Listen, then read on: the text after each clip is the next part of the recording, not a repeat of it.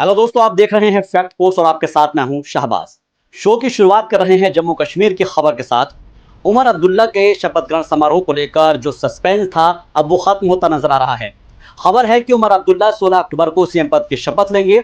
दरअसल जम्मू कश्मीर के lieutenant governor Manoj Sinha से मुलाकात के बाद उमर अब्दुल्ला ने कहा था कि सरकार गठन में 2 से 3 दिन का वक्त लगेगा, क्योंकि जम्मू कश्मीर में केंद्र का शासन है और ये एक लंबा प्रोसेस है।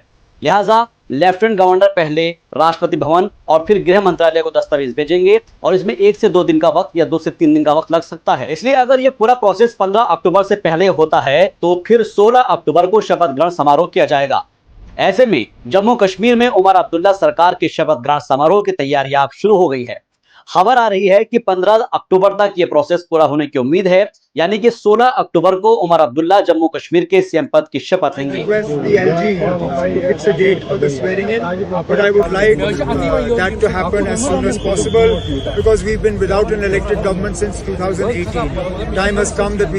आपको बता दें कि जम्मू कश्मीर में सरकार का गठन का अमल पूरा हो चुका है और उमर अब्दुल्ला ने सरकार बनाने का दावा भी पेश कर दिया है।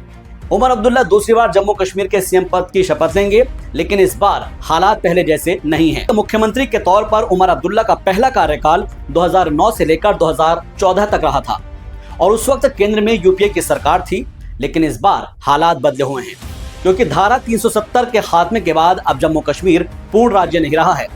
यूनियन टेरिटरी बनने के बाद ज्यादातर पावर एलजी के हाथ में होगी और ऐसे में जम्मू कश्मीर में उमर अब्दुल्ला के लिए सरकार चलाना आसान नहीं होगा। जैसे कि हम दिल्ली में देखते हैं कि केजरीवाल सरकार और लेफ्टिनेंट गवर्नर के बीच काफी मतभेद रहे हैं, उसी तरह से उमर अब्दुल्ला भी लेफ्टिनेंट गवर्नर के माथाती रहने वाले हैं, यानी कि एलजी के माथात रहेंगे। और जब तक जम्मू कश्मीर को स्टेटहुड का दर्जा नहीं मिल जाता तब तक उमर ज्यादा कुछ नहीं कर पाएंगे। इसीलिए उमर अब्दुल्ला सबसे पहले स्टेटहुड की बात कर रहे हैं।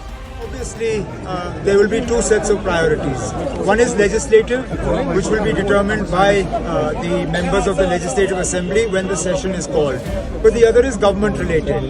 And my own suggestion or my own word of advice to the incoming government would be that the first business of the cabinet should be to pass a resolution asking for statehood to be restored to Jammu and Kashmir, and the Chief Minister should travel to Delhi with that resolution, call on the senior leadership of the country and ask them to fulfill their promise. कहा जा रहा है कि राज्य सरकार में कोई deputy CM नहीं होगा, जबकि नेशनल कॉन्फ्रेंस के साथ मिलकर चुनाव लड़ी कांग्रेस को डिप्टी स्पीकर का पद मिल सकता है। उमर अब्दुल्ला के शपथ ग्रहण समारोह की तैयारियां शुरू हो चुकी है और कई बड़े नेताओं के शामिल होने की इसमें उम्मीद जताई जा रही है।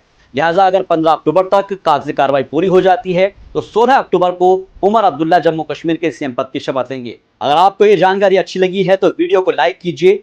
जम्मू कश्मीर से जुड़ी हुई खबरों को जानने के लिए हमारे चैनल को अभी सब्सक्राइब कीजिए और कमेंट बॉक्स में लिख दीजिए फैक्ट है बॉस।